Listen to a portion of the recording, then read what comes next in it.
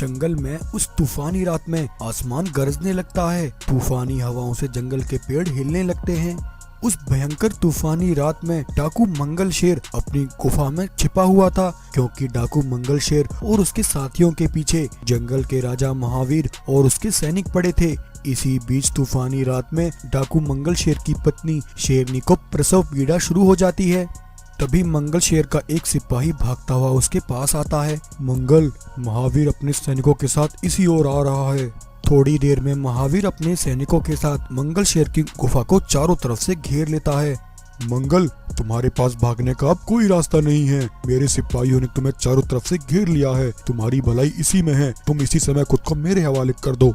ये सुनकर मंगल अपने सिपाहियों को महावीर पर हमला करने के लिए कहता है और खुद गुफा से निकलकर वहां से भागने लगता है। महावीर मंगल को भागते हुए देख लेता है और उसके पीछे भागता है। थोड़ी दूर जाकर महावीर मंगल पर हमला करके उसे जमीन पर गिरा देता है और डाकू मंगल शेर को कैद कर लेता है। सिपाहियों, ले जाओ इसे और इसे हमेशा के लिए जेल में कैद कर दो। उधर मंगल की पत्नी शेरनी एक बेटे को जन्म देती है। बच्चे को जन्म देते ही अचानक से उसकी तबीयत खराब हो जाती है। महावीर मंगल को कैद करके उसकी पत्नी के पास आता है। दर्द से परेशान मंगल की पत्नी महावीर से कहती है, महावीर शेर, ये मेरी पहली औलाद है। मैं नहीं चाहती कि मेरी इस औलाद पर इसके पिता का साया तक पड़े। मैं इसे एक डाकू बनते हुए नहीं देखना चाहती, इसलिए मैं अपने बेटे को तुम्हारे हवाले करती हूँ। आज से मेरे बेटे की परवरिश तुम करना। ये ताबीज तुम इसके गले में बांध देना और इसे हमेशा प्यार करना। हाँ बहन, मैं तुम्हें वचन देता हूँ, मैं इस बच्चे के ऊपर कभी इसके बाप का साया नहीं पड़ने दूंगा। इतना कहकर वह शेरनी वहीं मर जाती है। महावीर मंगल के बच्चे को लेकर अपनी पत्नी रुमझुम शेरनी के पास आता है। उसकी पत्नी रुमझुम शेरनी ने भी हाल ही में एक औलाद को जन्म दिया था। महावीर के साथ उस बच्चे को देखकर रुमझुम कहती है, महावीर, ये तुम किसका बच्चा उठा लाए हो? रुमझुम, ये डाकू मंगल शेर का बेटा है। आज सालों बाद डाकू मंगल शेर मेरे हाथों लगा और मैंने उसे हमेशा के लिए सलाखों के पीछे कैद कर दिया। इस बच्चे की माँ इसे जन्म देते ही मर गई, लेकिन मरते मरते वो मुझसे एक वचन ले गई कि इस बच्चे की परवरिश मैं करूं और कभी भी इसके पिता का साया इस पर पड़ने न दूं। ये कितना मासूम और प्यारा बच्चा है। लेकिन रुमझुम, ये एक डाकू का बेटा है। इसकी रगों में डाकू का खून दौड़ रहा है। तो क्या हुआ अगर ये एक डाकू का बेटा है, मगर ये भी एक इंसान है। आज से इस बच्चे की परवरिश मैं करूंगी। आज से मैं इसकी माँ हूँ। ऐसा कहकर महावीर और रुमझुम शेरनी उस बच्चे को अपने पास रख लेते हैं और अपने बच्चे के साथ उसकी परवरिश करने लगते हैं। अब कुछ साल ऐसे ही बीत जाते हैं। महावीर के दोनों बेटे कुछ बड़े हो जाते हैं। महावीर अपने सगे बेटे का नाम शिवा रखता है और जिस अनाथ की उसने परवरिश की थी उसका नाम वीरू था। जहाँ वीरू अपने पिता महावीर की हर बात मानता और अपने पिता की हर बात को आज्ञा मानकर उसका पालन करता, वहीं उसका सगा बेटा शिवा अपने पिता की कोई बात नहीं सुनता था और हमेशा अपनी मनमानी करता। महावीर अपने बेटे शिवा के इस व्यवहार से बहुत परेशान था। रुमझुम, नियति न जाने हमारे साथ कैसा खेल खेल रही है। एक तरफ एक डाकू का बेटा जो हमारी परवरिश पाकर शरीफ बन गया और दूसरी तरफ मेरा अपना खून, न जाने उसकी किस्मत में क्या लिखा है। महावीर, शिवा अभी बच्चा है। बचपन में सभी ऐसे होते हैं। ये बड़ा होकर सुधर जाएगा। सुधर जाए तो अच्छी बात है, वरना जो इज्जत और सम्मान उसके बाप ने कमाया है वह एक दिन उसे मिट्टी में मिला देगा। एक रात जब महावीर की जंगल की जेल के बाहर उसके सिपाही पहरा दे रहे थे, तब वहीं मंगल शेर के कुछ सिपाही दूर खड़े उन पर निगरानी कर रहे थे। भाइयों, आज यही मौका है, चलो आज इनको खत्म करके अपने उस्ताद को आजाद करा लेते हैं। डाकू मंगल शेर के सिपाही दबे पांव जाकर महावीर के सिपाहियों पर अचानक से हमलावर हो जाते हैं और उन सभी को खून में नहला देते हैं और डाकू मंगल को आजाद करा लेते हैं। मंगल का एक सिपाही उसे एक खबर देता है कि उसका अपना खून अभी जिंदा है। मंगल, तुम्हारा अपना खून, तुम्हारा बेटा अभी जिंदा है। वो महावीर की परवरिश में उसके घर पल रहा है। ये सुनकर मंगल शेर खुश हो जाता है। मैं अपने बेटे को कभी उस महावीर की परवरिश में नहीं पलने दूंगा। मेरा बेटा मेरे साथ रहेगा। अगले दिन मंगल अपने एक सिपाही को महावीर के पास एक संदेश लेकर भेजता है। मंगल के सिपाही को देखकर महावीर कहता है, तुम तो मंगल शेर के सिपाही हो, तुम यहाँ क्या कर रहे हो? महावीर, हमारे उस्ताद मंगल शेर अब तुम्हारी कैद से आजाद हो चुके हैं। उन्होंने मुझे यहाँ तुम्हें एक संदेश देने भेजा है। उनका एक बेटा तुम्हारे पास है जिसे उसकी पत्नी ने मरने से पहले तुम्हें सौंप कर गई थी। मंगल अपना वो बेटा वापस चाहता है, तुम इसी समय उसके बेटे को मेरे हवाले कर दो। उस मंगल की इतनी हिम्मत, एक तो उसने मेरे सिपाहियों को मारकर वो मेरी कैद से भाग निकला और अब मुझसे अपना बेटा मांगने आया है। चले जाओ यहाँ से और जाकर कह दो अपने उस्ताद से कि उसे उसका बेटा कभी नहीं मिलेगा। वो अब मेरा बेटा है, मैंने उसे पाला है। तभी रुमझुम शेरनी डरते हुए महावीर से कहती है, महावीर, मंगल को उसका बेटा वापस कर दो, उसके साथ दुश्मनी ठीक नहीं। नहीं रुमझुम, ये तुम कैसी बातें कर रही हो? मैंने उस बच्चे की माँ को मरते वक्त वचन दिया था कि मैं उसके ऊपर मंगल सिंह का साया तक नहीं पड़ने दूंगा। मैंने उसकी अब तक परवरिश की है और आगे भी करता रहूंगा। मैं उस बच्चे को मंगल सिंह को कभी नहीं दूंगा। महावीर और रुमझुम की ये सारी बातें उनका बेटा शिवा सुन लेता है। शिवा अपने पिता की कही सारी बातें उस रात सोचता रहता है और वह खुद को मंगल शेर का बेटा समझ लेता है। इसका मतलब ये मेरे असली माता पिता नहीं हैं, इसलिए पिताजी मुझसे ज्यादा उस वीरू से प्यार करते हैं।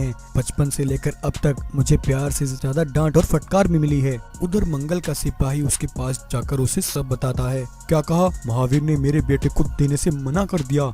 मैं कसम खाता हूँ, मैं उस महावीर को तबाह कर दूंगा, लेकिन उससे अपना बेटा लेकर ही रहूंगा। लेकिन तभी शिवा मंगल के सिपाही का पीछा करते हुए वहाँ तक पहुँचता है। सुनो, क्या तुम ही हो मंगल शेर जो मेरे घर अपना बेटा मांगने आए थे? मैं ही तुम्हारा बेटा हूँ। मंगल उसे देखकर खुश हो जाता है। तभी उसका सिपाही बोलता है, मंगल, महावीर के दोनों बेटों में से एक ये बेटा है, लेकिन तुम्हें कैसे पता कि तुम मेरे बेटे हो? बात बात पर मारना, डांटना और खाना न दे देना बचपन से मैं यही सहता आया हूँ। ये सब एक सौतेले माँ बाप ही अपनी औलाद के साथ कर सकते हैं। मेरे बेटे, मुझे तुम पर पूरा विश्वास हो गया है, तुम ही मेरे बेटे हो। लेकिन बेटे, तुम्हें मेरे बेटे होने का फर्ज निभाना होगा। उस महावीर ने इतने सालों तक मुझे तुमसे दूर रखा। आज से तुम उसके साथ रहकर उसके घर की दीवारों को खोखला करोगे। खुद पर घमंड करने वाला वो महावीर एक दिन मेरे कदमों में आ गिरेगा। जाओ बेटा जाओ, मेरा आशीर्वाद हमेशा तुम्हारे साथ है। कुछ वर्ष बाद महावीर के दोनों बेटे जवान हो जाते हैं। एक तरफ वीरू जवान होकर एक सच्चा सिपाही बन जाता है, तो वहीं महावीर का अपना बेटा शिवा जंगल में लूटपाट करने लगता है। शिवा अपने भाई और पिता के सामने तो एक मासूम आदर्शवादी बेटा बनकर रहता है और वहीं दूसरी तरफ हर रोज जंगल से गुजरने वाले व्यापारियों का सामान लूटने लगता है। शिवा हर रोज जंगल के जानवरों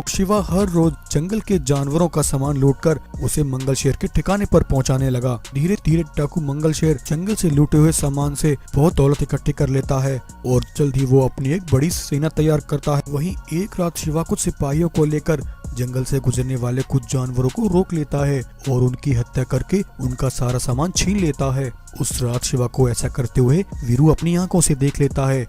ये देखकर वीरू की आंखें फटी की फटी रह जाती हैं। अगले दिन वीरू शिवा से मिलता है। शिवा, कल रात जंगल में उन मासूम जानवरों को लूटने वाले तुम ही हो। मैंने कल तुम्हें अपनी आंखों से देखा है।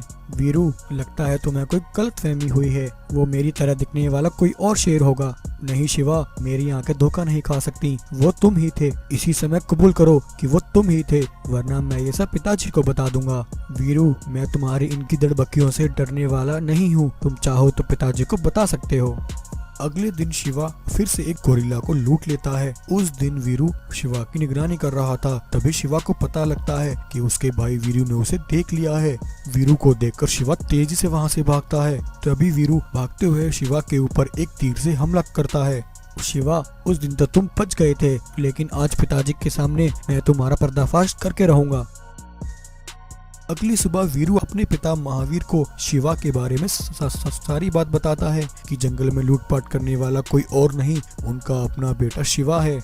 वीरू बेटे, ये तुम क्या कह रहे हो? शिवा भला ऐसा क्यों करेगा? हाँ पिताजी, मैं बिल्कुल सही कह रहा हूँ। मेरे पास इस बात का पक्का सबूत है। कल मैंने शिवा के ऊपर एक तीर से हमला किया था। अगर वो शिवा ही है तो उसके शरीर के ऊपर जख्म का निशान जरूर होगा। तब महावीर शिवा को बुलवाता है। शिवा, तुम्हारा भाई तुम्हारे बारे में ये सब कुछ जो कह रहा है, क्या वो सच है? पिताजी, मुझे नहीं पता वीरू ने तुम्हें मेरे बारे में क्या बताया है, लेकिन ये वीरू हमेशा मुझसे जलता है। ना जाने इसकी मेरे साथ क्या दुश्मनी है। तब महावीर शिवा की चारों तरफ घूमकर उसके शरीर पर जख्म का निशान देखने लगता है, लेकिन शिवा के शरीर पर कोई चोट का निशान नहीं था। ये देखकर वीर और महावीर दोनों हैरान हो जाते हैं।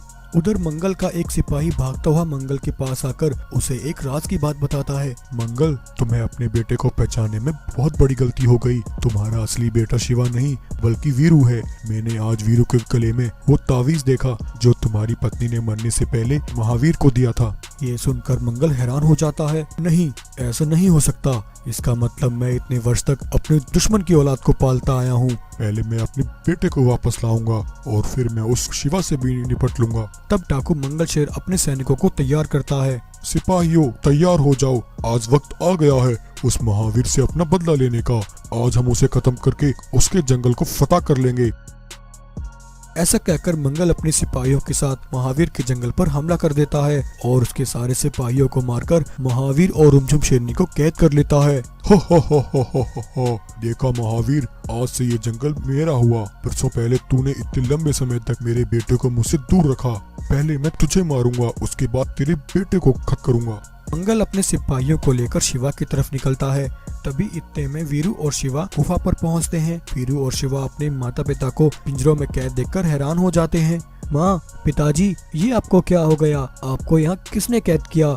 वीरू और शिवा दोनों भाई पिंजरों को तोड़कर अपने माता पिता को आजाद करते हैं। बेटा, परसों से जो राज मैंने तुम सबसे छुपा कर रखा, आज उसे बताने का समय आ गया है। शिवा, जिसे तुम अपना पिता समझकर उसका साथ दे रहे हो, वो तुम्हारा असली पिता नहीं है। तुम हमारी औलाद हो। मंगल का बेटा वीरू है। वीरू के गले में जो ताबीज है, ये मुझे उसकी माँ ने मरने से पहले दिया था। मंगल ने अपने बेटे को पहचानने में गलती की और उसने तुम्हें अपना बेटा समझकर तुम्हारी परवरिश की। अब मंगल को ये पता चल चुका है कि शिवा उसका असली बेटा नहीं है, इसलिए शिवा वो तुम्हें मारना चाहता है। ये सुनकर वीरू और शिवा दोनों हैरान हो जाते हैं। पिताजी, मैंने इतने वर्षों तक तुम्हारे साथ गद्दारी की और एक दुश्मन का साथ दिया। अब मैं अपनी जान देकर भी उस डाकू मंगल को आपके लिए गिरफ्तार करूंगा। तभी इतने में डाकू मंगल शेर महावीर की गुफा पर आता है। इससे पहले मंगल शिवा पर हमला करता, महावीर, शिवा और वीरू मिलकर मंगल पर हमला कर देते हैं और मंगल के साथ उसके सारे सिपाहियों को कैद कर लेते हैं। महावीर अपने दोनों बेटों को वापस पाकर बहुत खुश होता है और एक बार फिर से महावीर का परिवार खुशहाली का जीवन जीने लगता है।